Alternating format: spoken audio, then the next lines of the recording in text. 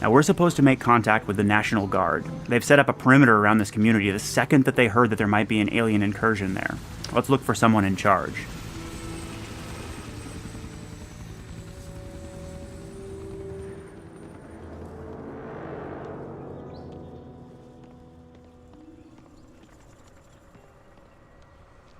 This isn't right.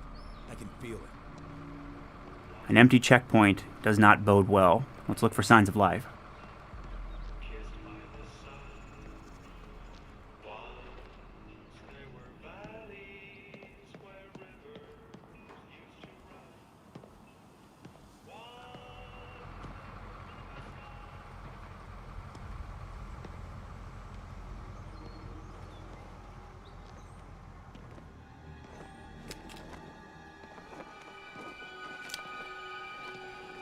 What in hell happened here?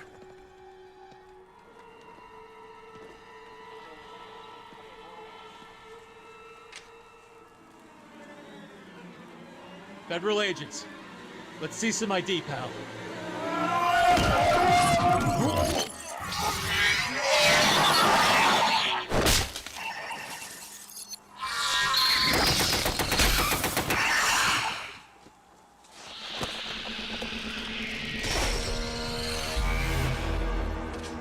That's the face of the alien enemy in XCOM. Collectively known as the Outsiders, they're made of a kind of living technology. That one was an infiltrator class, able to look like any human it wants for purposes of reconnaissance. But what was it looking for? It looks like it had opened the dossier on Dr. Alan Weir. They probably consider him a person of interest because he's been subverting their technology and making it work for humanity. But that alarm means we're not going to catch the rest by surprise. We'd better move quickly.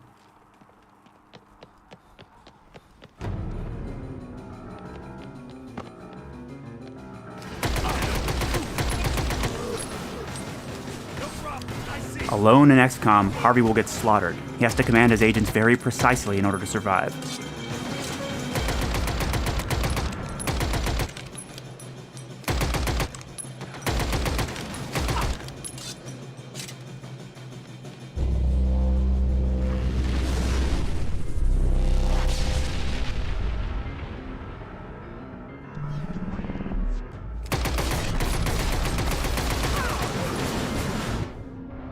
This looks like a good opportunity to talk about some of those design revisions that I mentioned. This is the tactical view. It represents Carter's long experience as a field commander. Now, Harvey can sweep around the entire battlefield and look for tactical opportunities. Time is slowed to a crawl, and he can command his agents' powers on a much more granular scale here. On the left is the commando's powers, and on the right, you see the master-at-arms. Harvey has to choose between the more expensive powers and the cheaper ones in order to solve a problem like this. That shield that we're looking at is soaking up too much of his agent's damage. He'll lose if he tries to just trade bullets with these guys all day, so he needs to find a way to solve this problem. It's kind of our real-time take on the classic battlescape of the original games. It looks like Harvey's going for Disrupt. That'll create a kind of feedback loop in the body of that outsider and cause him to drop his guard.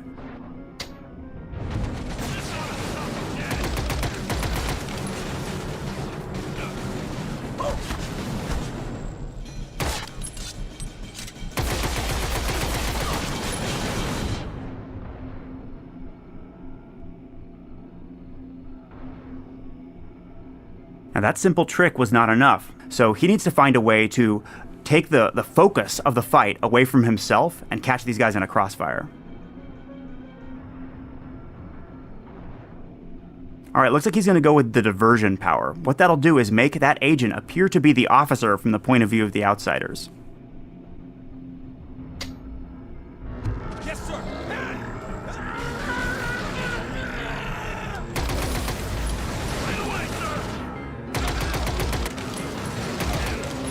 Nice.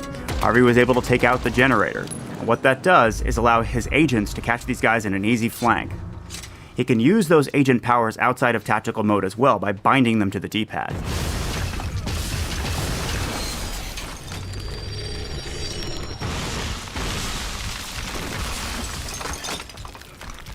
The outsiders threaten our world on an existential scale. That living technology they're made out of is both intelligent and highly aggressive. It's part of an ongoing plan to terraform our world and turn it into theirs.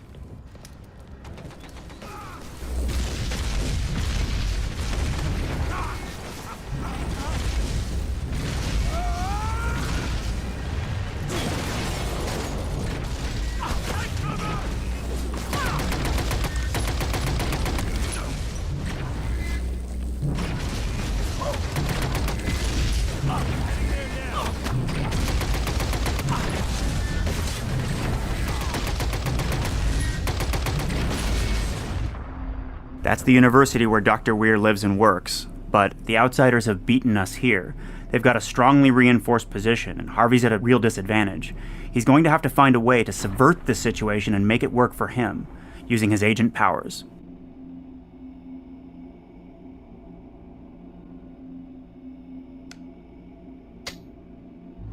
Shield going up!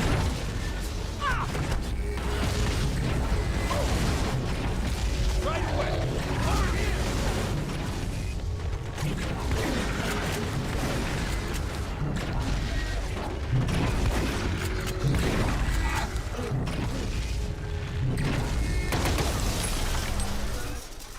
Harvey chose to counter the strongly reinforced position of the enemy by creating one of his own.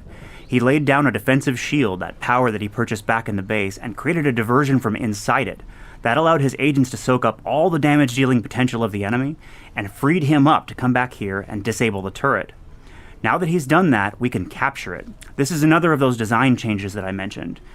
When he folds up the technology that this turret is made out of, he can actually take it with him and use it later in the field.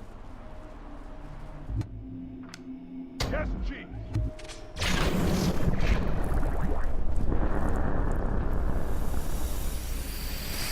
Capture is one of Dr. Weir's designs. Now that Harvey has the technology for the turret in pocket, he has a choice to make. He can either melt it down for long-term research gains, such as new weapons, agent perks, and so on, or he can press it into service as a member of the squad and command it just like an agent. Whatever he wants to do, we better move on and get to Weir.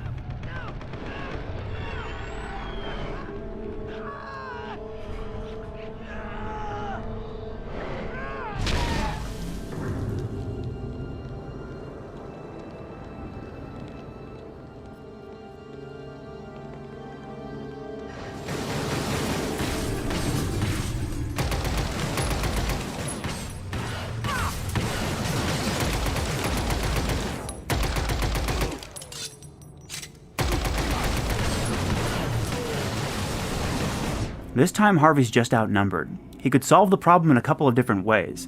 If he laid down a defensive shield, it would bottle a couple of his enemies and force them to wait while he slaughters their friends. Or he could use a diversion and just split their focus. So what do you want to do, sir? Alright, Harvey's going for the spendthrift playstyle. He wants to drop that turret down right now and give them a taste of their own medicine.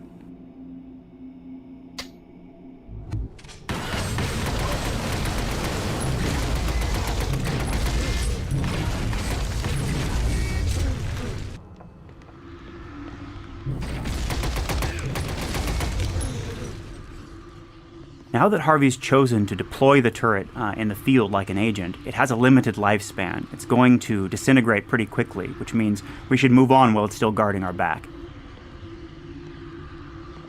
Now sometimes in the field you'll come across a novel design. This laser rifle, for example, is not adapted for human use, but if Harvey returns it to the lab, he can actually reverse engineer it and create a version that his agents can wield. In the meantime, we'll strip out the ammo and use it in one of our own alien weapons. That is one heck of a weapon. This is the disintegration ray. We've included it here to show the gains of the long-term growth curve in XCOM. If you're willing to invest in research and master the science of the enemy, you can take them on and remove their edge in combat.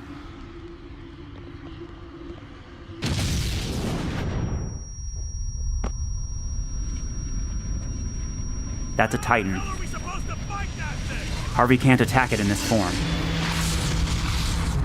Looks like it's opening some kind of gate. Oh, he's being burned. He has to get inside.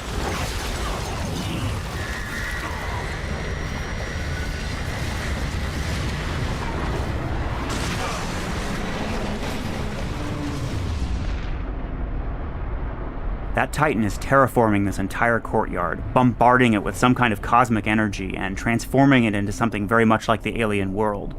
But it's far too valuable an opportunity for us not to attempt, at least, to capture it. The trouble is, if Harvey were to try and capture it right now, it would cost him 20 time units. Time units are the sort of currency of combat in XCOM, and Harvey doesn't actually even have 20 to spend, so he's going to have to find a way to weaken the Titan before he captures it. Okay, it looks like he's going to go with some kind of disrupt combo.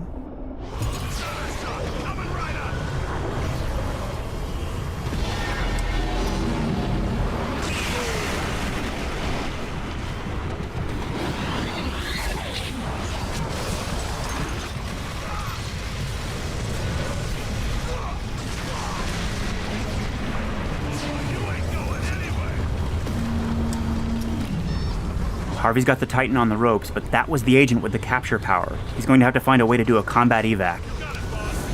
Defensive shield will protect him from the rain. All right, let's capture that Titan.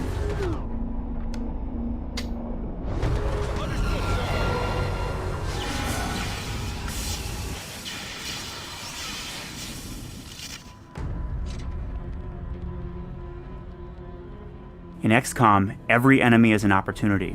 We wanted to tear down the walls between what is traditionally understood to be the game environment, the squad, the enemy AI, and the player. In the right hands, we believe they should all become player tools.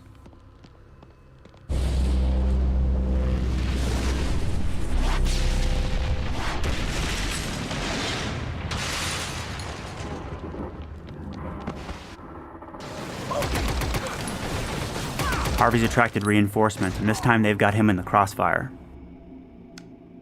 Alright, it looks like Harvey's going to deploy the Titan and use their strongest machine of war against them.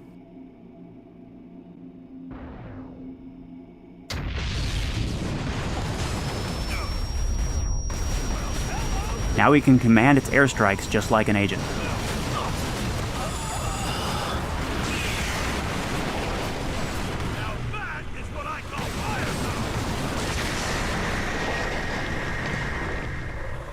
The Titan doesn't have long to live, so let's press on and find Dr. Weir.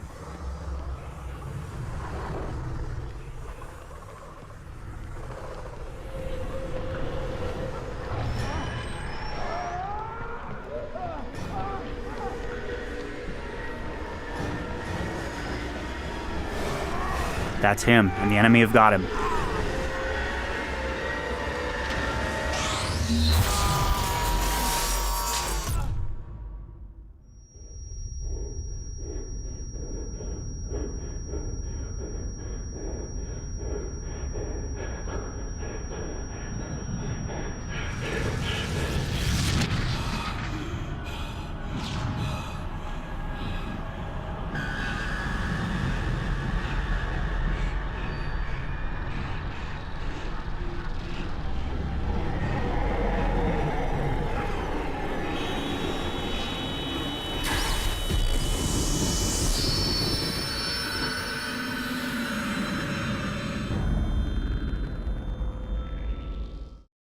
Hello, I'm Jordan Thomas, narrative director of XCOM, and with me here is Harvey Whitney, producer of XCOM. Hey, thanks for watching today. He's going to be driving the demo we showed to you today. This is our E3 2011 XCOM demo walkthrough.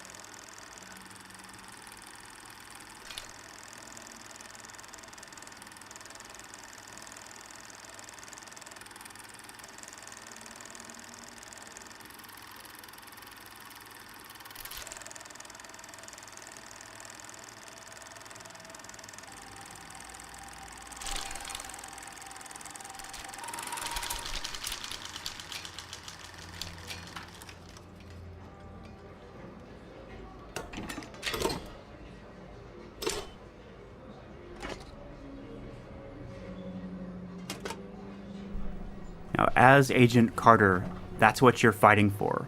That child's family and thousands of others like it are the stakes in this conflict with the alien enemy. But here in 1962, Kennedy is president, the Cuban Missile Crisis is threatening to turn the Cold War hot, and your job is to assemble a team of the finest minds in asymmetrical warfare to repel this threat for which there is no field experience. These guys are the analysts who are assembling mission profiles from emergency calls all around the country and feeding it to you and your squad. Our job is a little more direct. What we're going to do is assemble our team and head out into the field, capture the enemy technology, and turn their own weapons against them.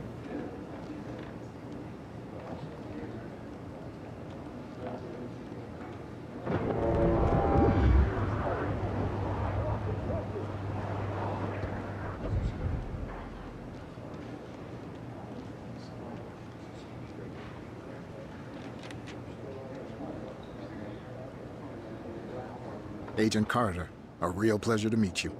I'm Agent Leon Barnes. So this guy's Agent Barnes. He can speak to the strengths and weaknesses of all the agents available to you with authority. Come with me and we'll get you set up for the field. So, true confession time. 2K Marin is full of big fat RPG nerds like me, and this underground base is a true social space where you can meet with your fellow field officers and discuss strategies to repel the aliens, and sort of look at what it's like to experience the emotional cost of this kind of invasion from within.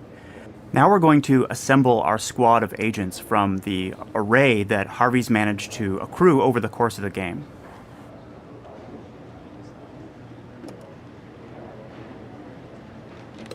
Meet our master at arms. He's an ammo dump on legs, makes his own rounds. First guy you want nearby when you hear the click of an empty chamber. If you're looking for a bruiser, you found your guy. Don't let the dress code fool you. There's other suits made of dead Ruskies. The agents are the primary channels of player growth in XCOM. We like to say that they're like your left and right hand, and it's up to you to turn each one into a fist. Now, similar to the original games, you've got this big stable of them that you're able to work on and specialize as you play through the campaign. Harvey's already taken a couple of these guys out into the field, and the commando at the top there is ready to purchase a new ability with field experience. So why don't we take a look at what's available?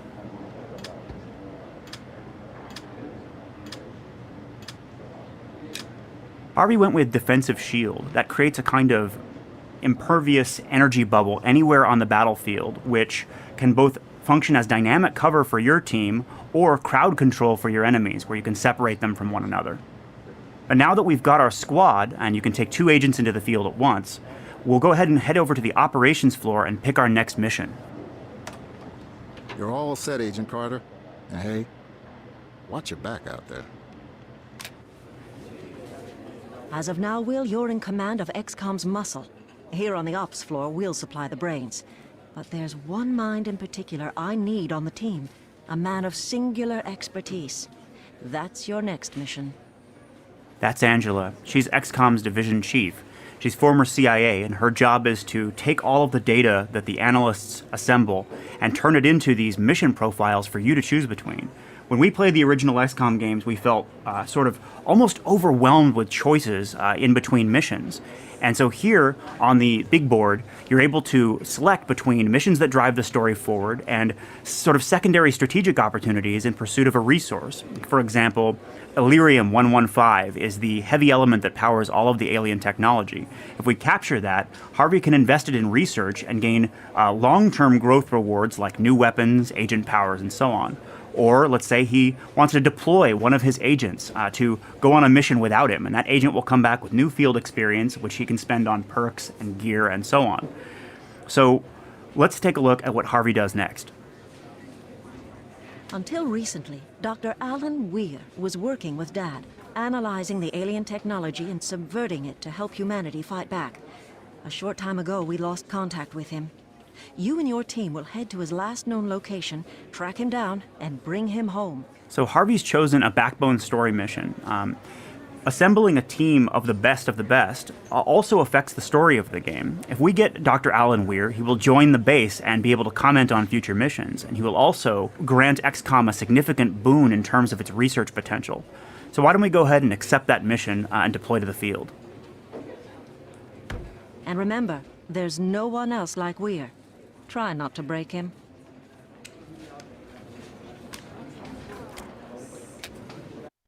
So if that combat intelligence, that fierce hunger to understand the enemy from the inside out is key to what we feel makes an XCOM experience mechanically, the human relationship to the unknown is critical to the themes of this origin story. 1962 in the United States is a political hotbed. You had civil rights taking racial tensions and bringing them to the head. You had issues of gender and sexuality. All of these marginalized voices finally coming to a fever pitch where the ruling elite, who had for so long kind of managed the image of the country, didn't really believe that they belonged. And so it's into that theater that we step now.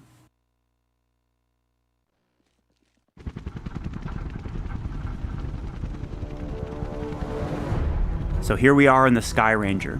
These guys are the agents, and that gear that they're wearing represents the unique powers that each one that Harvey selected will bring to the battlefield.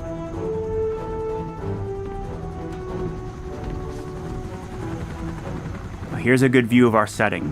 1962's American dream at the verge of a tectonic cultural shift. People like Dr. Weir had found themselves persecuted throughout the 50s for their politics or their sexuality. In his case, both. But now he finds himself the scientific belle of the ball. Some of those old lines are beginning to blur and new ones are being drawn.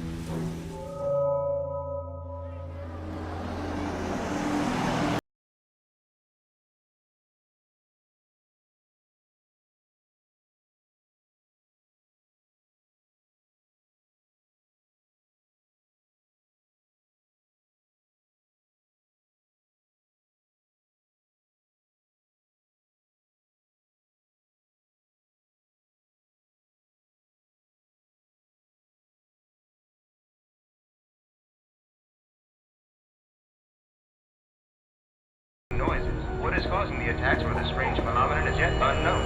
Indeed, there is debate whether the two things are related. What we do know is that the people here are